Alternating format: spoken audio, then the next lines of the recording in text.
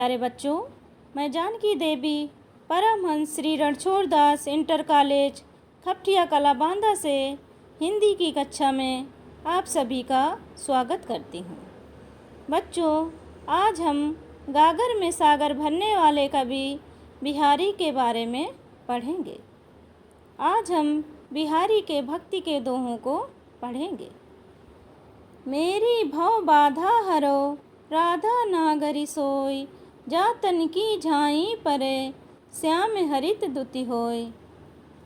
मोर मुकुट की चंद्र कनु यों राजत नंद नंद, मनुष्य शेखर की अकस किए शेखर सतचंद।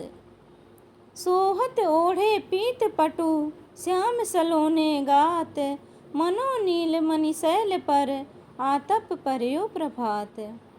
अधर धरत हरि के परत ओठ दीठ पट ज्योति, हरित बांस की बांसुरी इंद्रधनुष रंग होती।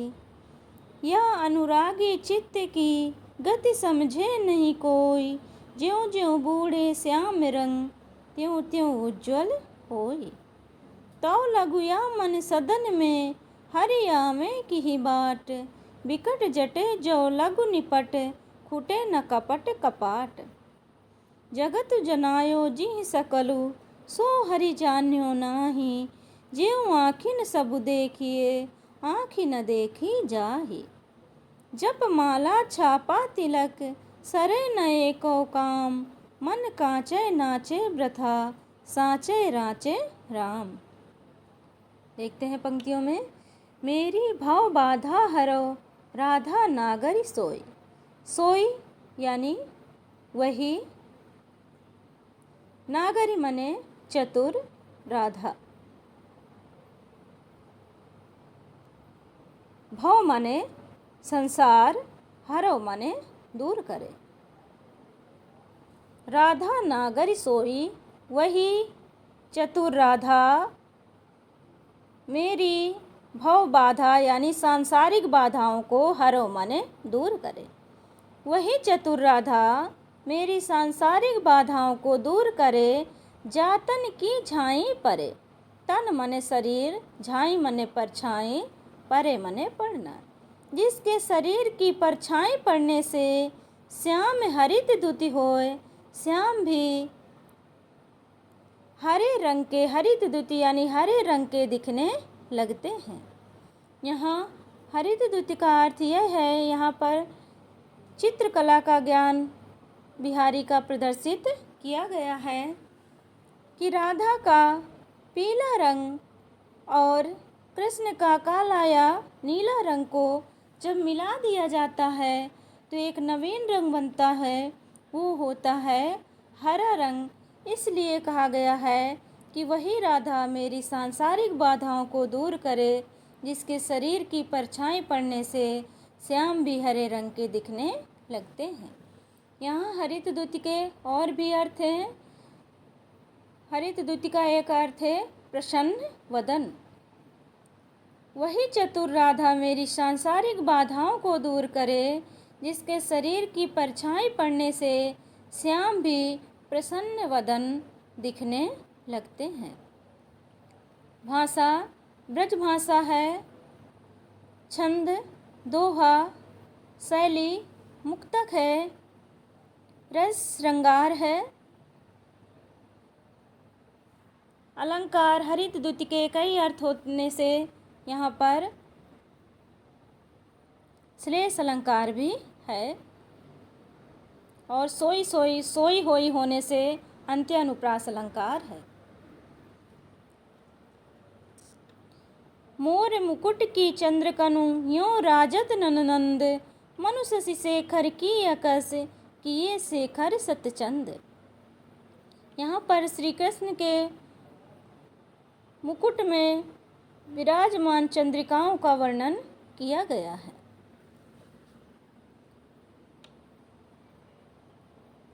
मोर मुकुट की चंद्रकनु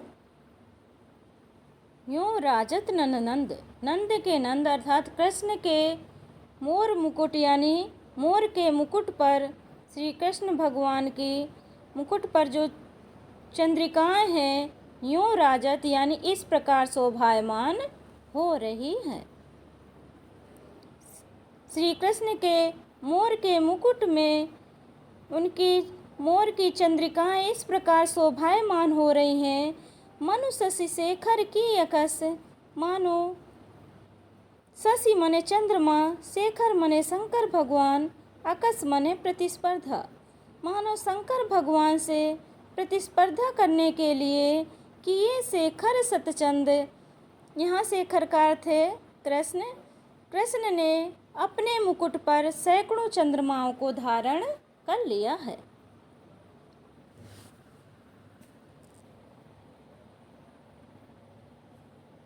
यहाँ पर उत्प्रेक्षा अलंकार है।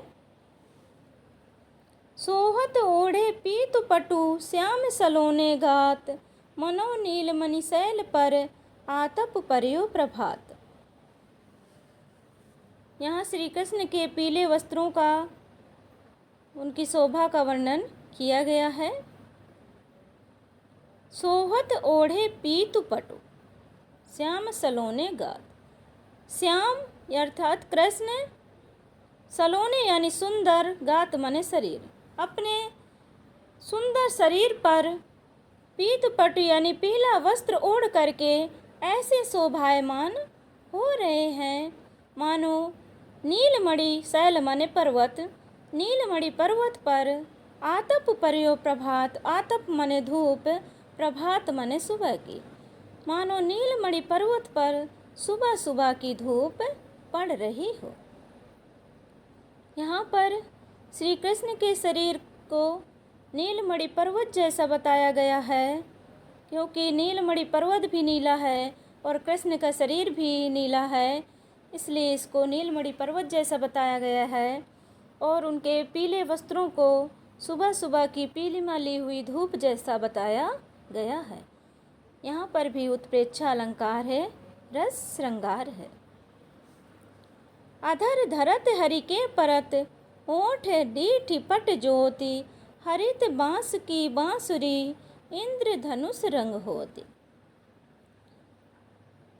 अधर धरत हरि, हरि यानी कृष्ण भगवान जब हरित बांस की बांसुरी, हरे रंग की बांसुरी को अधर मने अपने ओठों पर, धरत मने धरते हैं, रखते हैं। कृष्ण भगवान जब हरे रंग की बांसुरी को अपने ओठों पर रखते हैं तो ओठ दीठ पट ज्योति, ओठों का लाल रंग, दीठी आँखों का सफ़ेद रंग, पट उनके वस्त्रों का पीला रंग, ज्योति उनके शरीर का प्रकाश, और ज्योति उनसे, इन सभी से निकलने वाला जब प्रकाश हरित बांस की बांसुरी, हरे रंग की बांसुरी पर पड़ता है तो इंद्रधनुष रंग होत, हरे रंग की बांसुरी इंद्रधनुष के रंग में परिवर्तित हो जाती है। यहाँ पर तद्गुण अलंकार है। तद्गुण अलंकार वह होता है जो अपने गुण को छोड़ करके दूसरे के गुण को ग्रहण कर लेता है, वह तद्गुण अलंकार होता है। यहाँ पर हरे रंग की जो बांसुरी है, हरे बांस की, वो इंद्रधनुष के रंग को ग्रहण कर ले रही है, इसलिए यहाँ पर तद्गुण अलंकार है। या अनुरागी चित्त की गति समझे नहीं कोई, ज्यों ज्यों बूढ़े श्याम रंग, त्यों त्यों उज्ज्वल होय। अनुरागी मने प्रेम, चित्त मने हृदय। इस प्रेम के हृदय की गति को समझे नहीं कोई, कोई भी समझ नहीं सकता। ज्यों ज्यों बूढ़े श्याम रंग, ये ज्यों ज्यों श्याम के रंग में बूढ़े यानी डूबता चला जाता है, त्यों त्यों उज्जवल होए, ये उतना ही उज्जवल हो करके निकलता है।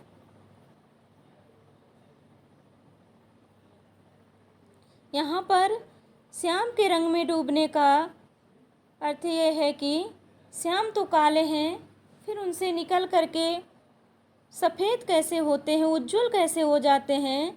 तो श्याम की भक्ति में जब डूब जाते हैं, उसमें लीन हो जाते हैं, उसमें उतर जाते हैं, तो उससे, उसकी भक्ति से हम पवित्र होकर के निकलते हैं, उज्जवल होकर के निकलते हैं, निष्कलंक होकर के निकलते हैं। इसीलिए कहा गया है कि ज्यों ज्यों बूढ़े श्याम रंग, त्यों त्यों उज्जवल होए। जैसे जैसे हम श्याम के रंग में डूबते जाते हैं, वैसे वैसे हम उज्जवल होते चले जाते हैं। यहाँ पर विरोधाभास अलंकार है। तौ लघुया मन सदन में, हरि आवे की ही बाट, बिकट जटे जो लघु निपट, खुटे न कपट कपाट। तौ लग, तब तक इस मन रूपी सदन मने घर, इस मन रूपी घर में हरि आवे की ही बाट, हरि यानी ईश्वर किस रास्ते से, बाट मने रास्ता, किस रास्ते से आएंगे। तब तक इस मन रूपी सदन में ईश्वर किस रास्ते से आएंगे। बिकट जटे जो लघु निपट, फूटे न कपट कपाट। जब तक ये विकटता से जटे हुए कपट कपाट, कपाट मने दरवाजा, कपट रूपी दरवाजे खुटे ना यानी नहीं खुलेंगे। जब तक विकटता से जड़े हुए कपट रूपी दरवाजे नहीं खुलेंगे, तब तक हरि किस रास्ते से आएंगे। यानी कहने का अर्थ यह है कि जब तक हमारे हृदय से छल कपट द्वेष भावना नहीं निकलेगी, तो हरि हमारे हृदय में प्रवेश नहीं कर सकते। हरि को आने के लिए, ईश्वर को आने के लिए हमें अपने हृदय को साफ करना होगा, पवित्र करना होगा, उसमें प्रेम भरना होगा, उसमें राग भरना होगा, तभी हमारे हृदय में ईश्वर का निवास होगा। मन रूपी सदन, इसलिए यहाँ पर रूपक अलंकार है कपट कपाट, और यहाँ पर का की आवृत्ति होने के कारण अनुप्रास अलंकार भी है। जगत जनायो जी सकल, सो हरि जान्यो नाहि, ज्यों आँखुन सब देखिए आँख न देखी जाए। जगत जनायो जी सकुल, सकुल माने सब, संपूर्ण, जगत माने संसार। जिस ईश्वर ने हमें संपूर्ण संसार का ज्ञान कराया, संपूर्ण संसार की जानकारी दी, सो हरि जान्यो नाहि, उसी हरि को, उसी ईश्वर को हम जान नहीं पाए। ज्यों आँखें सब देखिए, जिस प्रकार से आँखें सब कुछ देखती हैं, आँख ही न देखी जाए, लेकिन आँखों से आँखों को नहीं देख पाते, उसी प्रकार से ईश्वर ने हमें सबकी जानकारी दी, संपूर्ण का ज्ञान कराया, और हम उसी ईश्वर को जान नहीं पाए। यहाँ पर दृष्टांत अलंकार है। जब माला छापा तिलक, सरे न एको काम, मन कांचे नाचे वृथा, साचे राचे राम। बाह्य आडंबर का विरोध किया गया है इस पंक्तियों में। जप माला छापा तिलक, कभी कहते हैं कि जप कर लेने से, माला जपने से, छापा तिलक लगा लेने से, सरे नए को काम, सरे मने सरल होना, एक भी काम सरल नहीं होता। मन कांचे नाचे वृथा, क्योंकि ये जो मन है वो कच्चा है, कांचे यानी कच्चा है, नाचे वृथा, वो व्यर्थ इधर उधर नाचता रहता है, भटकता रहता है। साचे राचे राम, क्योंकि जो ईश्वर है, राम है, वो सच्चे हृदय में ही, सच्ची भक्ति में ही निवास करते हैं। इसलिए हमें बाहरी आडंबर, बाहरी दिखावा नहीं करना चाहिए। जब माला छापा तिलक, जप करने से, माला जपने से, छापा तिलक लगाने से एक भी काम सरल नहीं होता, क्योंकि ये जो हमारा मन है वो कच्चा है, वो व्यर्थ इधर उधर नाचता रहता है। और साचे राचे राम, एक राम ही है जो सच्चे हैं, और वो सच्ची भक्ति में, सच्ची प्रीति में ही निवास करते हैं। शांत रस है इसमें।